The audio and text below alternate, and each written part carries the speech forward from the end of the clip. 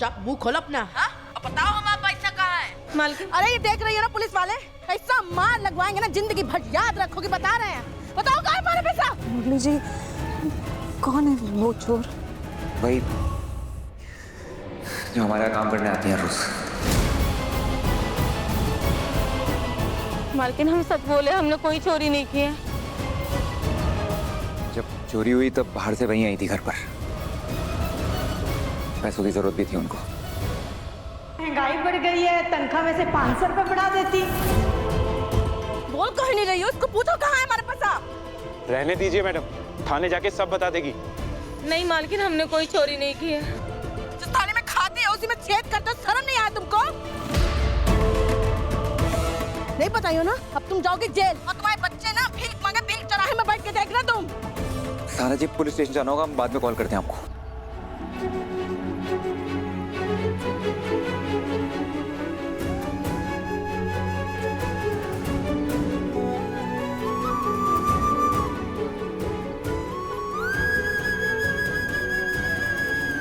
हमसे ज्यादा प्रेम स्नेहा जी को कोई नहीं कर सकता। तुम ना ये दहेज वाली बात दिल से निकाल दो बिट्टू। हम नहीं चाहते कि उसकी वजह से तुम्हारी घर गृहस्थी पे असर पड़े। 15 लाख मांगी है ना डिपॉजिट कराने को। अरे तो गंगा माई दी है ना अपना दहेज का पैसा, 15 लाख पड़ा तो है घर पे। और दामाद जी को बोलो 15 लाख लेके चला जाए बिल्डर के पास। अरे सहाना बिटिया, ये सब गहने तो नकली हैं।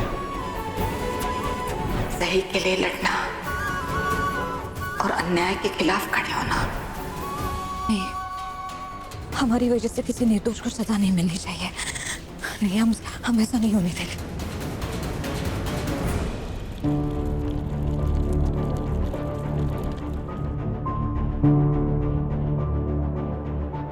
क्या हुआ पापा? मधु, हमें लगता है आग वाली घटना का पूर्वी और उसके परिवार से कोई ना कोई लेना देना जरूर है।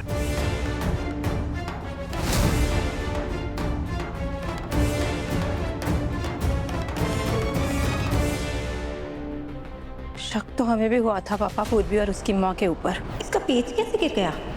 हमारे सुनार का काम तो हमेशा बहुत पक्का होता है।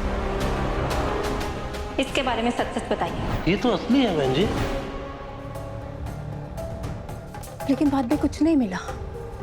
शायद हम ही गलत सोच रहे थे उसके बारे में। सिद्धू और पूर्वी की शादी रुकवाना चाहते थे, इसीलिए उसके अंदर कमियां ढूंढ रहे थे। माँ ने ढूंढा है ना पूर्वी को सिद्धू के लिए, इतनी भी बुरी नहीं होगी वो।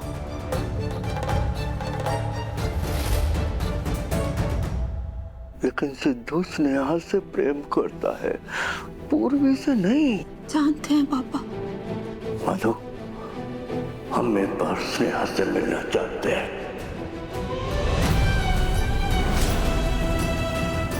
क्यों पापा? हम मिलकर ये जानना चाहते हैं कि उसने हमारे बेटे का दिल क्यों तोड़ा। कल स्नेहा की शादी है पापा, हमारे सिद्धू की भी। बहुत देर हो गई। अब करना क्या चाहते हैं पापा? कोई नहीं।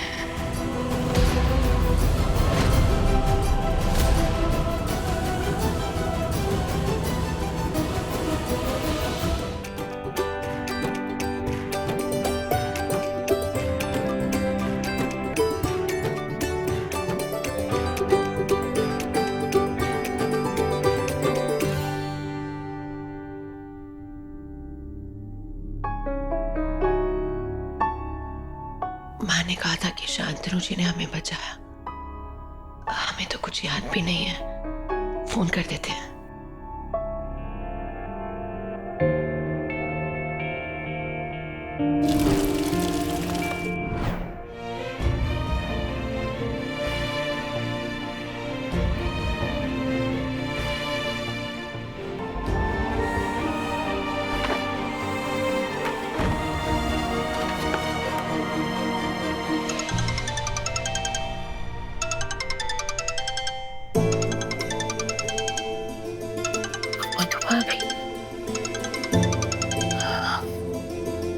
हेलो महादेव भाभी, कैसे हैं आप?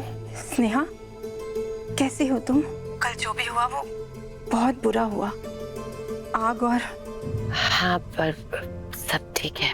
भगवान की कृपा रही कि माँ को कुछ नहीं हुआ। पहले तुम हमसे वादा करो, हम जो भी तुमसे बात कहेंगे तुम शेखर को नहीं बोलोगी। बोलिए, सब ठीक है भाभी? हमारे पापा तुमसे मिलना चाहते हैं स्नेहा।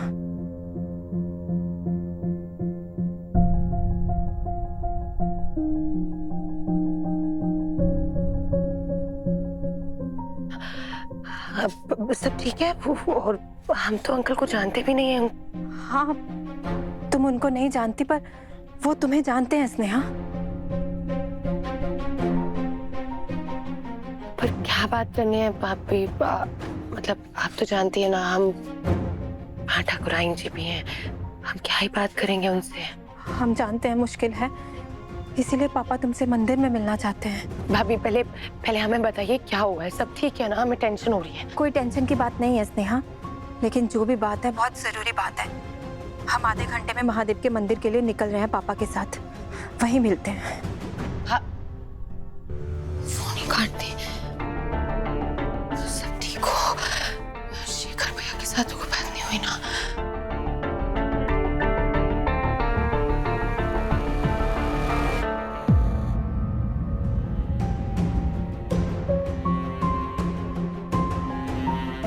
अंकल को क्या बात करनी होगी हमसे? कैसे तो के बारे में?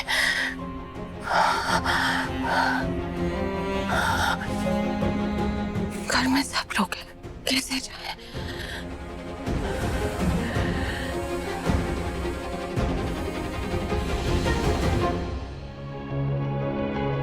हम स्नेहा को मनाएंगे सिद्धू से शादी करने के लिए।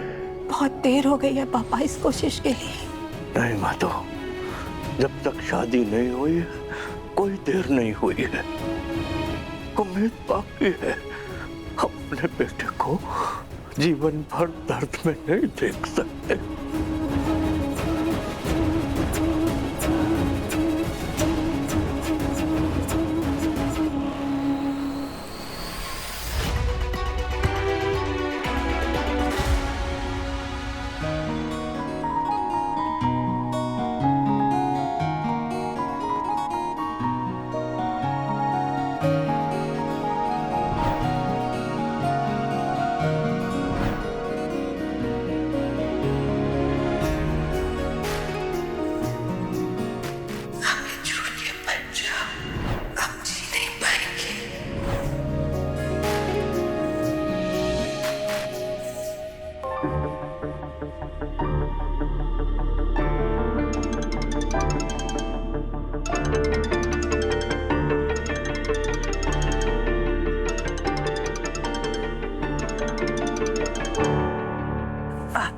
जी शांतनु जी। हाय स्नेहा, तुम्हारी तबीयत कैसी है? हम आपको फोन करने ही वाले थे। हम ठीक है। कल जो भी आपने हेल्प की उसके लिए थैंक यू सो मच। कल जो हुआ था वो मेरा हक और मेरी रिस्पॉन्सिबिलिटी थी। और वैसे जब पहली बार हमारी दोस्ती हुई थी आपने कहा था no sorries and no thank you. Sneha, मैं सोच रहा था आपको मिलने आपके पास आ जाऊं।